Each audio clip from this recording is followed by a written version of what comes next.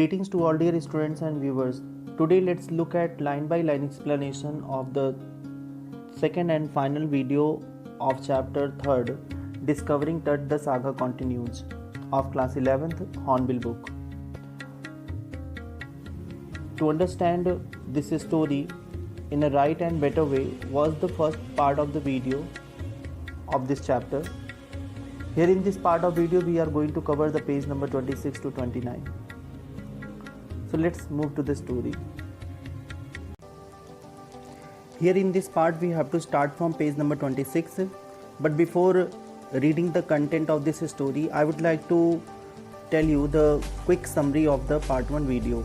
तो part 1 video के lecture में हम लोगों ने रीड किया था कि जो टूटनखामुन मतलब किंग टट जो है वो सबसे टीनेज्ड एयर थे अपने डायनेस्टी के, और उसके बाद क्या हुआ, उनकी डेथ के बाद उनकी डायनेस्टी वहाँ पर जो है उसके बाद उनकी डायनेस्टी जो है एंड हो गई।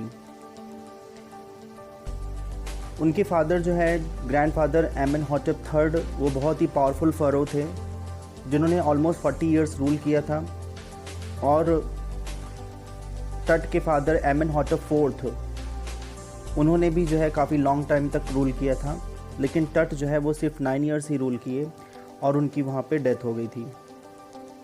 टट की जो डेथ थी बहुत ही मिस्टीरियस थी, और उनके डेथ के टाइम पर बहुत सारा गोल्ड उनके साथ में और एवरीडे कमोडिटीज़ जो रहती हैं वो उनके साथ में रखी गई थी, गेम्स रखे गए थे, ब्रॉन्ज रेजर रखा गया था और बहुत सारे प्रेशियस क्लॉथ्स उनके साथ में रखे गए थे उनकी मम्मीज़ में।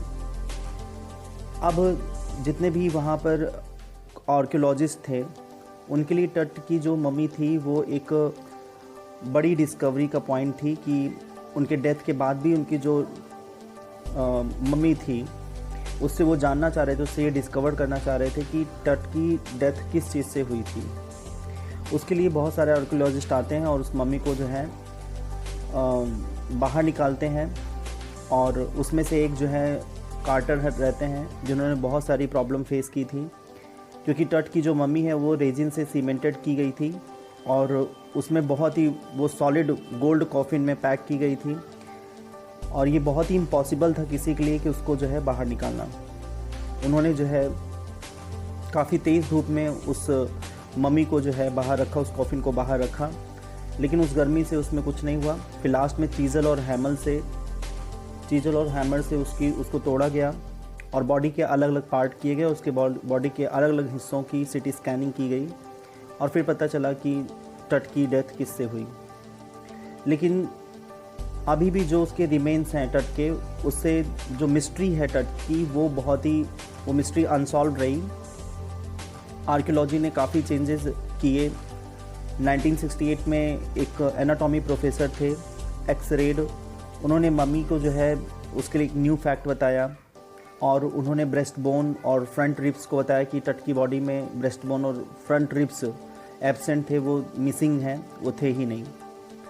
आज की टेक्नोलॉजी में जो कंप्यूटेड टोमोग्राफी होती है जिसका शॉर्ट फॉर्म होता है CT, तो ये 100 ऑफ एक्सरेज इसमें क्रिएट होती हैं जिसमें 3 डायमेंशनल इमेज बनती है बॉडी की, और उस इमेज से पता चला कि टट की बॉडी में आगे रिब्स केज है ही नहीं। स्कैनिंग से पता चला।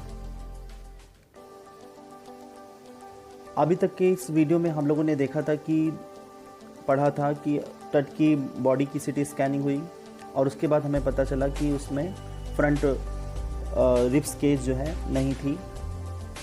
आगे की स्टोरी हम लोग रीड करते हैं। The new pharaoh promoted the worship of the Aten, the sun disc changed his name to Akhenaten और सर्वेंट ऑफ द अटेन।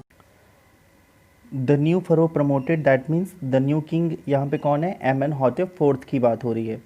तो एमेनहॉटेप फोर्थ ने क्या किया, he started worship of Aten. उन्होंने अटेन यहाँ पे क्या है कि it means he is talking about the god sun.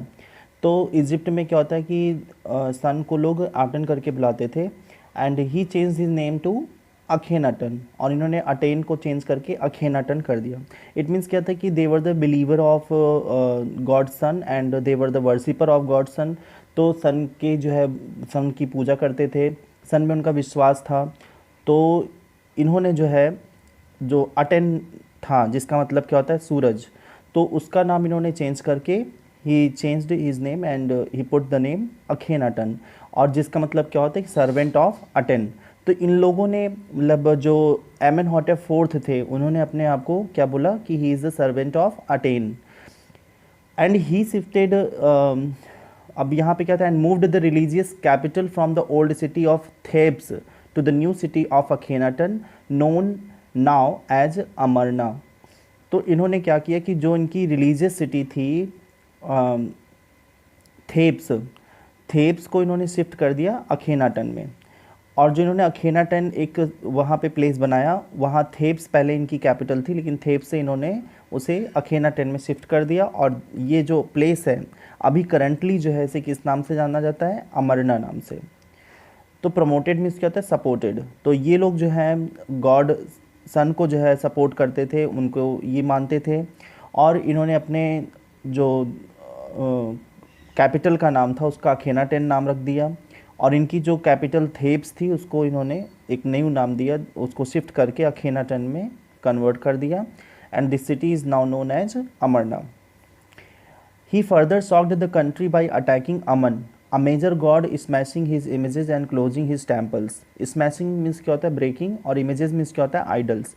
तो जो एमेनहॉटेप फोर्थ थे, मतलब टुट के जो फादर थे, उन्होंने क्या किया कि और ज़्यादा लोगों को सरप्राइज़ किया, अपने कंट्रीमैन को, अपने देशवासियों को और सरप्राइज़ किया। क्या करके, when he attacked one of their god Amun, जब इन्होंने अपने गॉड को, जिसको ये लोग पहले गॉड कंसीडर करते थे, जब इन्होंने अपने गॉड को, गॉड जिसको अमन जिनका नाम था, उनको उनकी जो है कई सारी जो है आइडल्स, उनकी कई सारी मूर्तियों को तोड़ दिया, और उनके टेम्पल्स को इन्होंने क्लोज करा दिया। ऑफ दिस गॉड, अमन जो गॉड थे उनके टेम्पल को क्लोज कर दिया, उनकी मूर्तियों को तोड़ दिया। तो इससे बहुत ज़्यादा सभी जो कंट्रीमैन थे वो बहुत ज़्यादा सरप्राइज हुए। It must have been a horrific time, said Ray Johnson, director of the University of Chicago's research centre in Luxor, the site of ancient Thebes. तो यहाँ पे क्या, हॉरिफिक मीन्स क्या होता है, फ्राइटफुल, विच कॉज फियर। तो रे Johnson जो है जो डायरेक्टर थे research centre of University of Chicago in Luxor, जो लक्सर में है, उसके डायरेक्टर ने कहा कि सिचुएशन बहुत ही हॉरिफिक है, ये बहुत ही फ्राइटफुल है। और क्योंकि this centre was at the location of ancient town of थेब्स, क्योंकि जो सेंटर था वो कहाँ लोकेटेड था, थेब्स में लोकेटेड था। तो जिस तरह से वहाँ पे सिचुएशन चल रही थी, वो मतलब थेब्स को जो है जो कैपिटल था उसको शिफ्ट कर दिया गया अखेनाटन में।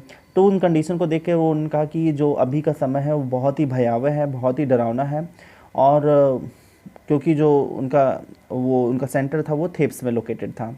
The family that had ruled for centuries was coming to an end, and then Akhenaten went a little wacky. Wacky means क्या होता है, एब्सर्ड, सिली या फुलिश। तो इस तरह से जो है एमेनहॉटेप में चेंजेस आ रहे थे। तो जो फैमिली थी एमेनहॉटेप फोर्थ की, उसने इजिप्ट को कई सेंचुरीज, कई सालों जो है, कई 100 सालों जो है उसने रूल किया था। लेकिन अभी ऐसा लग रहा है कि जैसे उसकी डायनेस्टी जो है वो बिल्कुल अंत पे आ गई है, और एमेनहॉटेप जो है he is behaving in a absurd manner. तो वो बहुत ही एब्सर्ड मैनर में बिहेव कर रहे हैं, he is behaving as a silly.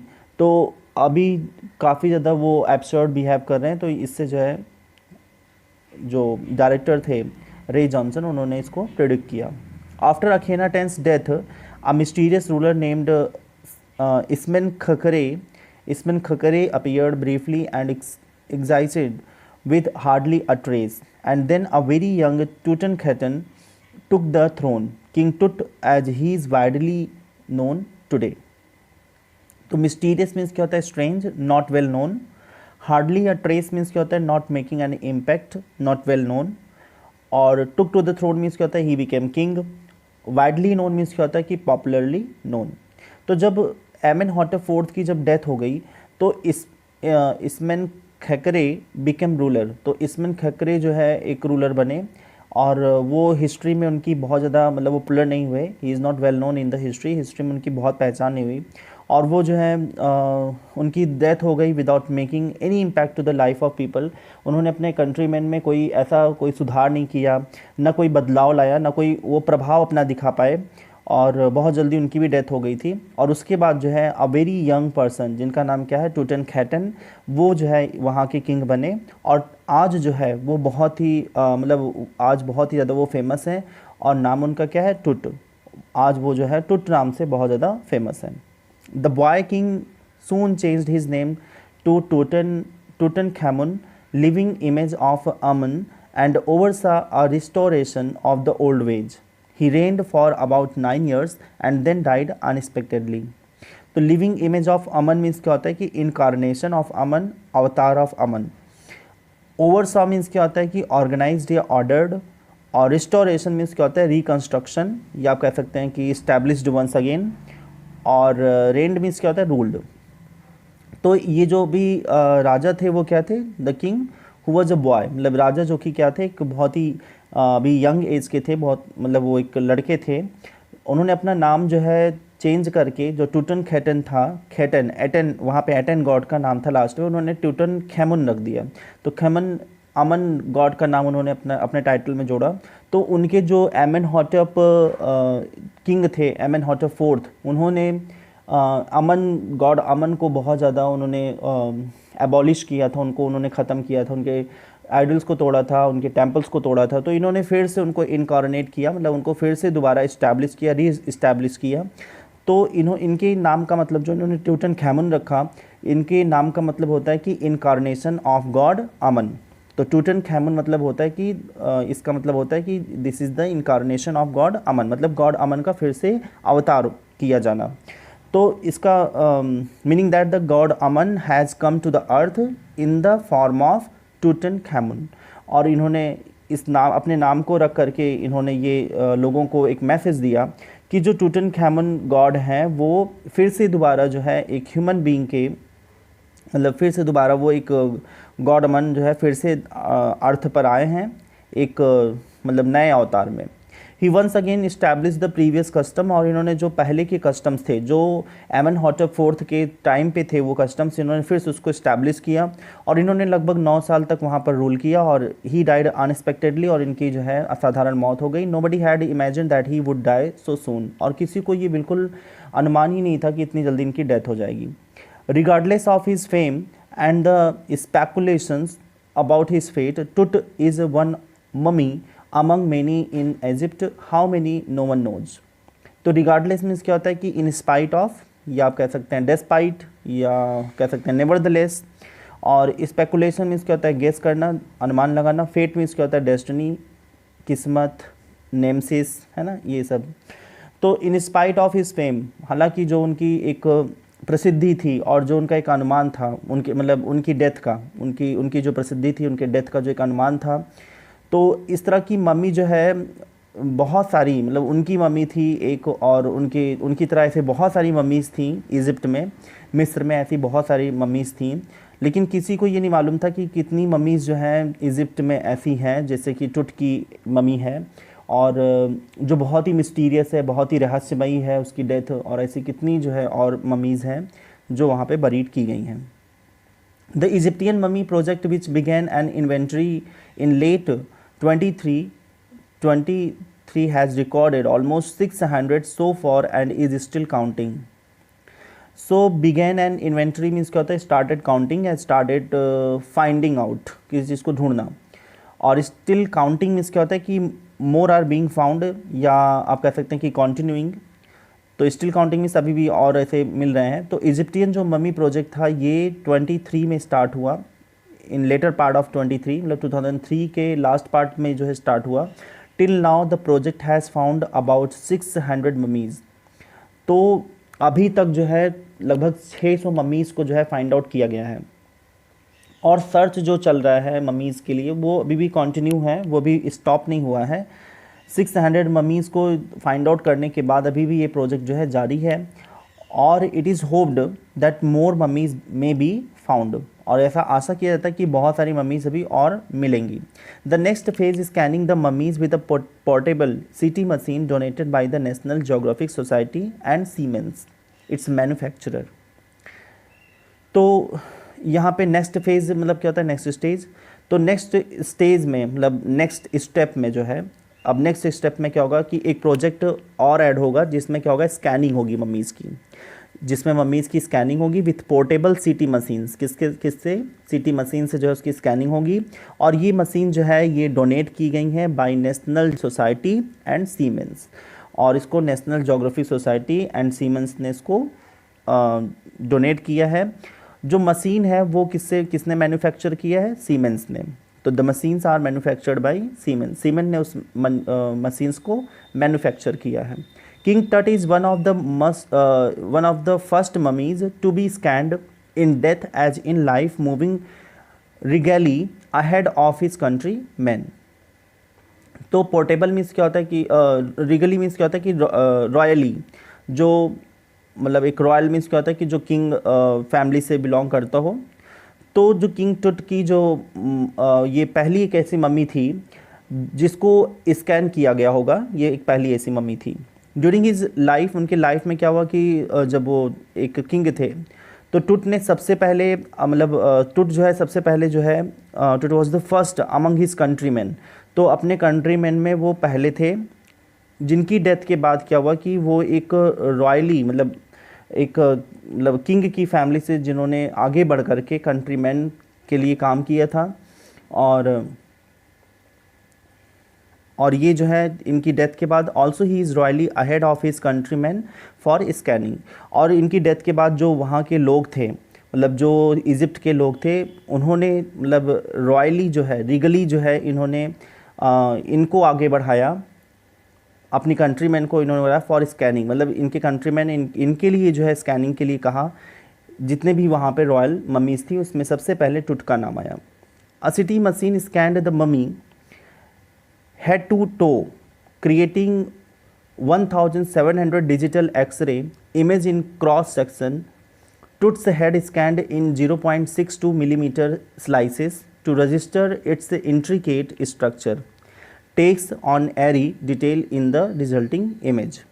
तो toe मीन्स क्या होता है कि फिंगर्स इन अ फुट, जो पैर की जो फिंगर्स होती है उसको toe बोलते हैं।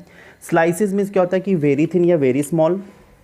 रजिस्टर मीन्स क्या होता है? रिकॉर्ड होता है। और इंट्रिकेट मीन्स क्या होता है कि कॉम्प्लेक्स, जो बहुत ही जटिल हो। एरी क्या होता है कि स्ट्रेंज या क्यूरियस या मिस्टीरियस। तो जो एक सिटी स्कैनिंग मशीन थी उसने टुट की मम्मी को जो है अच्छे से स्कैन किया। कहाँ से? हेड से लेकर के टो तक, तो सर से लेकर पैर तक उसने बहुत अच्छे से स्कैनिंग की। और इसने लगभग जो है 1700 एक्सरे इमेजेस जो है उसकी बॉडी में उन्होंने बनाई, मतलब काफ़ी अच्छे से एक्सरे से उस सारी इमेजेस ली गई उनकी बॉडी की।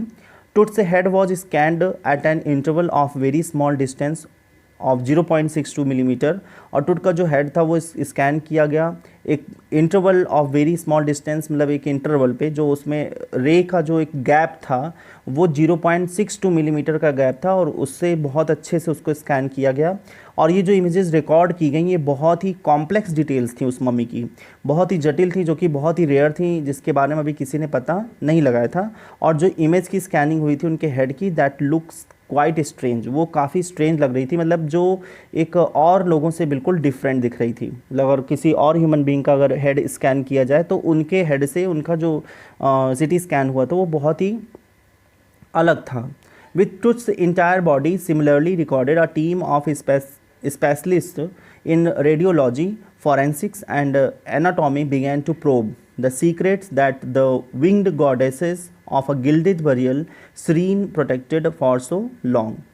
तो रेडियोलॉजी क्या होता है कि science dealing with x ray and imaging, एक ऐसी साइंस जिसमें एक्सरे और इमेजिंग को डील किया जाता है। फॉरेंसिक मीन्स क्या होता है कि साइंटिफिक इन्वेस्टिगेशन। एनाटॉमी मीन्स क्या होता है कि science of study of structure of human body, जो इंटरनल स्ट्रक्चर की स्टडी करता है। प्रोब मीन्स क्या होता है? इन्वेस्टिगेशन। और विंग्ड मीन्स क्या होता है कि हैविंग विंग्स। गिल्डेड मीन्स क्या होता है कि कवर्ड विद गोल्ड। और सीरीन मीन्स क्या होता है? हॉली प्लेस। तो इन पूरी जो तट की जो इंटायर बॉडी थी, पूरी जो बॉडी थी वो पूरा स्कैन किया गया एकदम बिल्कुल सिमिलर मैनर में, and it's images were recorded. उसको एकदम साधारण तौर से जो है एकदम जैसे सामान्य तौर पर और ह्यूमन बीइंग का होता है उस तरह से उसकी स्कैनिंग की गई और उसकी इमेजेस को रिकॉर्ड किया गया। अब जो साइंटिस्ट थे ऑफ वेरियस फील्ड्स, जैसे क्या था कि कुछ इन्वेस्टिगेशंस कर रहे थे, कुछ उस मम्मी की जो है सीक्रेट्स को पता कर रहे थे, और कुछ रेडियोलॉजिस्ट थे, ये सब जितने भी साइंटिस्ट थे डिफरेंट फील्ड्स के, उन्होंने जो है इन्वेस्टिगेशन शुरू किया और उस मम्मी का जो है सीक्रेट्स पता लगाने की पूरी कोशिश की। जो बरियल प्लेस था that was considered a holy place, वहाँ पर बहुत सारे लोग विजिट करते थे, उसको एक हॉली प्लेस कंसीडर करते थे इजिप्ट में। वो एक पवित्र स्थान माना जाता था जहाँ पर काफ़ी लोग आते थे दर्शन के लिए। There was an image of goddesses that had wings, और वहाँ पे गॉड की इमेज थी जिसमें क्या बना था, विंग्स बना था उन गॉड की इमेज में। तो ये काफ़ी समय से ये ऐसा विश्वास था कि जो ये गॉडेस हैं वो उस बरियल को प्रोटेक्ट करते हैं, जो टुट की बरियल है वो उसको प्रोटेक्ट करते हैं, और वहाँ पे गॉड की इमेज बनी हुई थी वॉल पे। तो ऐसा लोगों को मानना था कि जो टुट की मम्मी है उसको प्रोटेक्ट कौन करता है, वहाँ एक गॉडेस हैं जिनके बैक में क्या है, विंग्स बना हुआ है। The night of the scan workmen carried Tut from the tomb in his box like pallbearers. They climbed a ramp and a flight of stairs into the swirling sand outside, then rose on a hydraulic lift into the trailer that held the scanner. तो यहाँ पे क्या था कि पाल bearers, आपको मालूम है कि जो कॉफिन को ले जाते हैं, तो 4 लोग उसमें होते हैं। तो ऐसे लोग जो क्या होते हैं, कॉफिन को अपने शोल्डर पे रख करके ले जाते हैं, उनको बोलते हैं पाल बेयरर्स। रैम्प मीन्स क्या होता है कि स्लोप पाथवे, मतलब एक ढाल का एक रास्ता जिसमें ढाल बना हो। फ्लाइट ऑफ स्टेयर्स मीन्स क्या होता है कि सीरीज ऑफ स्टेयर्स। और स्वर्लिंग मीन्स क्या होता है कि moving in a circular motion. और ट्रेलर मीन्स होता है ट्रक। तो जो स्कैनिंग थी that was done in night. Scanning जो हुआ करती, स्कैनिंग का काम हमेशा रात में हुआ करता था। और रात के समय क्या होता था कि वर्कर्स जो हैं वो कॉफिन को ले जाया करते थे फ्रॉम हिज टूम, उनके अपने मतलब टुट के टूम से, जो है जो ताबूत था, जो एक मकबरा बना था, वहाँ से अपने कंधे पर उस मम्मी को ले जाया करते थे। और वो क्या करते कि जो स्लोपिंग पाथवे था उस पर वो चढ़ते थे, क्योंकि जो कॉफिन थी वो अंदर जो है कई फीट जो है नीचे रखी गई थी, और 22 फीट आई सपोज नीचे रखी जाती थी, और फिर वहाँ से वो ऊपर ले आते थे। तो एक स्लोपिंग पाथवे था, उससे चढ़ करके ऊपर आते थे। और फिर वहाँ पे कुछ फ्लाइट ऑफ स्टेयर्स थी, मतलब कुछ सीढ़ियाँ थी, उस पर चढ़ करके वो ऊपर ले आते थे मम्मी को। और फिर वो एक ऐसे एरिया में पहुँचते थे, मतलब टूम के एक एरिया में पहुँचते थे जो कि क्या होता था, आउट ऑफ टूम था, आउटसाइड ऑफ द टूम। फिर वो एक एरिया में पहुँचते थे जो कि आउटसाइड ऑफ द टूम रहता था, टूम के बाहर रहता था। Because of wind and the sand was moving in a circular way. और वहाँ बाहर आने के बाद क्या होता है कि हवा बहुत तेज़ होती थी, क्योंकि एक डेजर्ट एरिया था, और वहाँ पे हवा तेज़ होने की वजह से काफ़ी ज़्यादा वहाँ पर डस्ट होता था, और हवा जो है सर्कुलर वे में मूव करती रहती थी। फिर वो एक लिफ्ट में एंटर करते थे that was being operated through a hydraulic pump, जो हाइड्रोलिक पंप से ऑपरेट किया जाता था, मतलब हवा से पूरा वो ऑपरेट होता था वो जो लिफ्ट रहती थी। और वो क्या करते थे, कॉफिन को उसमें रख देते थे इनटू अ ट्रेलर। एक ट्रेलर होता था जिसे स्ट्रेचर होता है, उस पर जो है रख देते थे, और फिर उससे जो है बॉडी लिफ्ट में ऊपर जाती थी। और फिर सिटी स्कैन मशीन जो है that had been mounted on this trailer, और उस जो ट्रेलर रहता था, जो एक स्ट्रेचर रहता था जिस पे बॉडी रखी रहती थी, जिसमें व्हील्स लगे होते थे, जिसको पुश करके लेके जाया जाता है, तो उसको जो है उसके ऊपर जस्ट जो है सिटी स्कैन मशीन जो है फिट की गई थी, और वहाँ से फिर सिटी स्कैन किया जाता था। 20 minutes later, 2 men emerged, sprinted for an office nearby, and returned with a pair of white plastic fans. The $1 million scanner had quit because of sand in a cooler fan. Curse of the furrows, joked a guard nervously. तो emerged means क्या होता है कि appeared, sprinted means क्या होता है ran, $1 million scanner means क्या होता है कि very costly scanner, quit means क्या होता है कि did not function, nervously means क्या होता है एंक्शसली या वरीडली या फियरफुली, है ना, डरा हुआ, चिंता में। तो लगभग 20 मिनट के बाद वहाँ पर 2 आदमी आते थे आउट ऑफ द ट्रेलर, मतलब ट्रेलर से बाहर आते थे, and they rain towards near by office. फिर दौड़ करके एक ऑफिस के पास जाते थे। फिर जो है वो वापस एक 2 प्लास्टिक फैंस के साथ में वापस आते थे, और वाइट कलर, जो कि वाइट कलर के फ़ैन होते थे, उसके साथ वापस आते थे। और जो स्कैनर था दैट वाज वेरी कॉस्टली, वो बहुत ही कॉस्टली स्कैनर था, and that had stopped functioning because sand got into a cooler fan of the scanner. क्योंकि जो उसका स्कैनर था उसके कूलर में, क्योंकि सैंड वहाँ पे हवा बहुत तेज़ चल रही थी, तो जो भी सैंड था वो जा कर के जो स्कैनर था उसके कूलर में जा कर के फंस गई, और उसके फंसने से जो है वहाँ पर स्कैनर काम करना बंद कर दिया। तो ये स्कैनर जो है बहुत ही कॉस्टली था, और क्योंकि उसके कूलर फ़ैन में मशीन जो है काफ़ी जब वर्क करती है तो उसको ठंडा करने के लिए कूलर फ़ैन लगाए होते हैं मशीन में, तो जब कूलर फ़ैन में सैंड फंस गई तो वो स्कैनर जो है काम करना बंद कर दिया। अब वहाँ पे जो गार्ड था जो कि टूम में रहता था, उस गार्ड ने बहुत ही मतलब चिंतित होकर के, बहुत ही परेशान होकर उसने कहा कि कूलर का फ़ैन स्टॉप कर दिया है फंक्शनिंग, वो इसलिए क्योंकि ये क्या है, कर्स ऑफ फरो, मतलब ये जो है जो राजा हैं उनके श्राप की वजह से, क्योंकि उनकी मम्मीज़ जो है उनको निकाला जा रहा है बाहर, तो वो उनको अच्छा नहीं लग रहा और उन्होंने श्राप दे दिया, इसलिए जो है ये काम करना बंद कर दिया। तो ये वो थोड़ा सा जो है यहाँ पर वो सुपरस्टिशियस फीलिंग को अपनी बता रहा है, अंधविश्वास को बता रहा है कि जो है राजा श्राप दे देते हैं जब इस तरह से उनको कोई परेशान करता है। तो वो बार बार ये बोल रहा है, उसने कहा कि ये राजा का श्राप है, इसीलिए जो है जो कूलर का फ़ैन है वो काम करना बंद कर दिया है। Eventually the substitute fans worked well enough to finish the procedure. Eventually means क्या होता है फाइनली, और substitute मीन्स क्या होता है रिप्लेसमेंट जो हुआ, और प्रोसीजर मीन्स क्या होता है कि जो प्रोसेसिंग की जा रही थी। तो फाइनली जो स्कैनिंग का काम किया जा रहा था वहाँ पर जब फैंस को रिप्लेस किया गया, फैंस को जो दूसरे फ़ैन थे उन फ़ैन को जब रिप्लेस किया गया तो उन सब फ़ैन के मदद से ये काम जो है पूरा हो गया, वो काम फिनिश हुआ। After checking that no data has been lost, the technician turned Tut over to the workman who carried him back to his tomb. तो टर्न ओवर मीन्स क्या होता है कि हैंड ओवर या ट्रांसफ़र। तो जितने भी टेक्नीशियन थे उन्होंने अच्छे से चेक किया और कंफर्म किया डेटा को, और जो डेटा था जो कलेक्ट किया गया मशीन से उसको अच्छे से चेक किया, उसको कंफर्म किया, और इन सब चीज़ों को करने के बाद फिर टेक्नीशियन ने क्या किया, हैंड ओवर कर दिया टुट की मम्मी को, वर्कर्स को, जो पाल बेरर्स थे जिन्होंने मम्मी को लेकर के वो नीचे से ऊपर लाए थे, उनको फिर उन्होंने हैंड ओवर कर दिया, और फिर वो जो पाल बेरर्स थे उन्होंने फिर टुट की मम्मी को ले जा करके टूम के अंदर रख दिया। Less than 3 hours after he was removed from his coffin, the pharaoh again rested in peace where the funerary priest had laid him so long ago. तो 30 आवर्स से कम, अब जो ये पूरा स्कैनिंग हुआ उसमें 30 आवर्स से थोड़ा सा कम समय लगा, और किंग को फिर से वापस उसी टूम में, उसी मकबरे में ले जाके रख दिया गया। And it was the place, ये एक वो जगह थी जहाँ पर उनकी फ्यूनरल की गई थी, and he was placed by the priest, और उनकी जो मम्मी थी वहाँ पर उसको प्रीस्ट पुजारियों ने जो है उसको रखवाया था। And it was very long time एगो, कई सालों पहले, कई सालों पहले उनकी मम्मी को वहाँ पर रखा गया था प्रीस्ट के प्रेजेंस में, और प्रीस्ट ने जो है वहाँ पर कुछ जो रिलीजियस मंत्र होते हैं उसकी चैंटिंग करके उसको वहाँ पे रखाया हुआ था। Back in the trailer a technician pulled up astonishing images of टुट ऑन अ कंप्यूटर स्क्रीन। तो अब ट्रेलर में जब वो रखे गए थे, टुट जो है, टुट की मम्मी जो रखी गई थी, तो जो टेक्नीशियन था that made a wonderful image of Tut, उसने टुट की जो है कई सारी इमेजेस कैप्चर की on the screen of a computer screen पर। तो पुल्ड अप मीन्स क्या होता है, took out, pulled up astonishing images मतलब क्या होता है, he made some astonishing images on his computer screen.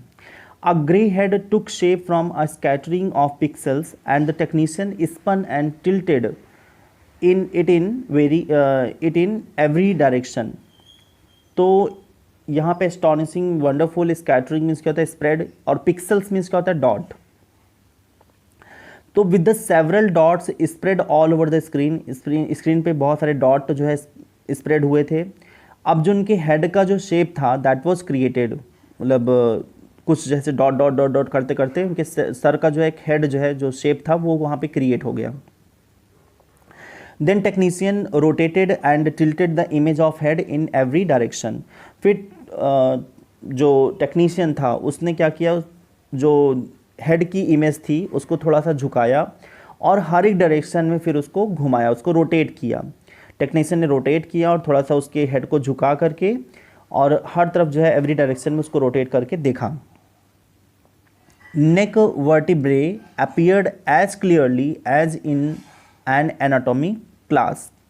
Other images revealed a hand, several views of the rib cage, and a transection of the skull. तो नेक vertebrae means क्या होता है कि bone of the neck, और revealed means क्या होता है disclosed होना। रिब केज आपको मालूम है that is a group of bones on the chest, chest के अराउंड जो ग्रुप ऑफ बोन्स होती हैं सर्कुलर वे में जो है जो होती हैं उसे रिब केज बोलते हैं। ट्रांसेक्शन मीन्स क्या होता है इनसाइड व्यू, और स्कल मीन्स क्या होता है कि the outer bone of head, जो आउटर बोन ऑफ हेड होती है उसको बोलते हैं स्कल। तो जो उसकी जो नेक की बोन थी, इमेज में जो नेक की बोन थी that was as clear as a chart would be in the class of anatomy. तो जो नेक की बोन थी वो इतनी क्लियर थी जैसे कि एनाटॉमी क्लास में, एनाटॉमी में जो internal structure of human being हम पढ़ते हैं तो वहाँ पे जो चार्ट में स्ट्रक्चर होता है एकदम बिल्कुल साफ़ सुथरा, जिसमें हर एक बोन्स एकदम क्लियर होती हैं, तो उस तरह से जैसे एनाटॉमी का जो चार्ट होता है एकदम उसी तरह से वो इमेज एकदम क्लियर थी नेक के बोन की, जो नेक में बोन थी वो एकदम क्लियर थी। और जो अदर इमेजेस थी दैट वर ऑफ हैंड, जो हैंड की इमेजेस थी, रिब केस की जो इमेजेस थी, and views inside the skull, वो भी जो है वहाँ पर देखी गई। But for now the pressure was off. Sitting back in his chair Zahi Hawass smiled visibly, revealed that nothing had gone seriously wrong. I didn't sleep last night, not for a second. He said, I was so worried, but now I think I will go and sleep. तो pressure was of means क्या होता है pressure was removed, और visibly means क्या होता है clearly seen और नोटिसबली जिसको नोटिस किया गया, और रिलीव्ड मीन्स क्या होता है रिलैक्स्ड। तो now there was no pressure of work, अब वहाँ पे कोई काम का प्रेशर नहीं था। जाही हवास जो है वो आराम से चेयर पे बैठ जाते हैं, रिलैक्स होते हैं। His back was touching the back rest of the chair, और उनका जो पीठ था वो बिल्कुल चेयर की जो पीठ थी, मतलब चेयर का जो बैक था उस पर एकदम रेस्ट कर रही थी, मतलब आराम से चेयर पे एकदम फैल करके बैठे हुए थे, एकदम अच्छे से जो है रिलैक्स कर रहे थे, और एकदम आसानी से ये देखा जा सकता था। It was clearly seen that he was now a relaxed person because nothing had gone wrong while scanning. अब वो एकदम रिलैक्स होकर बैठे हुए थे, और उनको इस तरह से बैठा हुआ देख करके ऐसा लग रहा था कि कुछ भी जो है गलत नहीं हुआ है, स्कैनिंग करते समय कुछ भी गलत नहीं हुआ है, एकदम ये साफ दिखाई दे रहा है क्योंकि वो एकदम रिलैक्स्ड हैं, और उनको जो भी जो वहाँ पे उनको ढूंढना था वो उनको मिल चुका है, तो एकदम बिल्कुल रिलैक्स थे। तो उनसे बिल्कुल उनका जो जेस्चर था उसको देख करके ऐसा भी नहीं लग रहा था कि वो बहुत ज़्यादा प्रॉब्लम में है या कोई चीज़ रह गई।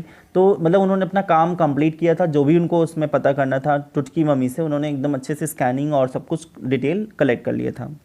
और फिर उन्होंने जो है he said that during previous night, मतलब जो लास्ट नाइट थी, ही हैड नॉट स्लेप्ट, उन्होंने बताया कि वो सो नहीं पाए थे फॉर अ सेकेंड इवन, मतलब वो एक सेकेंड के लिए भी सो नहीं पाए थे जो उसके पहले की रात थी। तो उन्होंने बताया कि वो बहुत थक चुके हैं, और वो एक रात मतलब उन्होंने उसके जो आज डिस्कवरी फिनिश हुई है उसके पहले वो एक रात सो भी नहीं पाए थे, और वो बहुत ज़्यादा परेशान थे। Now he wanted to sleep, और वो सोना चाहते थे, ये उनकी इच्छा थी।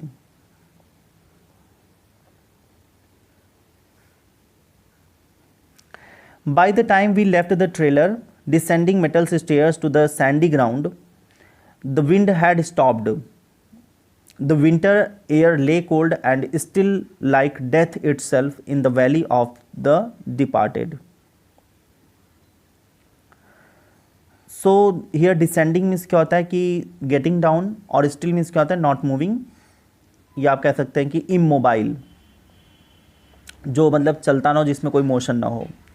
तो इन लोगों ने क्या किया कि जो ट्रेलर था उसको वहीं पर छोड़ दिया, बाय कमिंग डाउन, नीचे आने के बाद ट्रेलर को वहीं छोड़ दिया, और जो ये मेटल स्टेयर्स बनी थी ज़मीन से लेकर के पूरा जो है बाहर तक, तो the metal stairs and stepped on the ground that had lot of sand.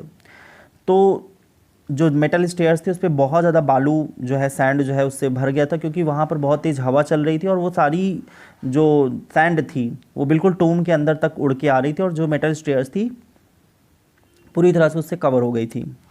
And by this time the wind had stopped, और फिर इस समय तक जब उनकी टूम में जो है तट की जो है जो मम्मी थी वो जब वापस वहाँ रख दी गई, तब तक वहाँ पे हवा चलती रही। And because of winter season the atmosphere was cold, और ठंड की वजह से वहाँ पे जो एटमॉस्फेयर था वो काफ़ी ठंड, मतलब उसमें ठंडक थी। And there was no movement of anything, कोई वहाँ पे चीज़ चल नहीं रही थी, और बिल्कुल ऐसा लग रहा था कि जैसे डेथ के बाद बिल्कुल एकदम शांति हो जाती है, तो उसी तरह से जैसे कि कुछ भी मूव नहीं कर रहा था वहाँ पे। And nothing was moving in that valley of death, जो ये जहाँ पर उनकी टूम बनी हुई थी टट की, तो उस टट की जो है उस पूरे एंटायर वैली में बिल्कुल ऐसा लग रहा था कि सब कुछ एकदम शांत है, कुछ भी वहाँ पे मूवमेंट नहीं हो रहा था। And not author has called it valley of death, और ऑथर ने इसको क्या बोला कि ये वैली ऑफ डेथ थी, जहाँ पे बहुत सारी मम्मीज़ जो है बरीड की गई थी। Because all pharaoh buried in that valley, क्योंकि उस वैली में जो है जितने भी फरोज थे, जितने भी किंग थे पुराने सबको वहीं पे बरीड किया गया था। टुट की मम्मी जो है थोड़ी सी मिस्टीरियस थी, क्योंकि ये सबसे यंगेस्ट किंग थे, इसलिए इनके ऊपर डिस्कवरी की जा रही थी।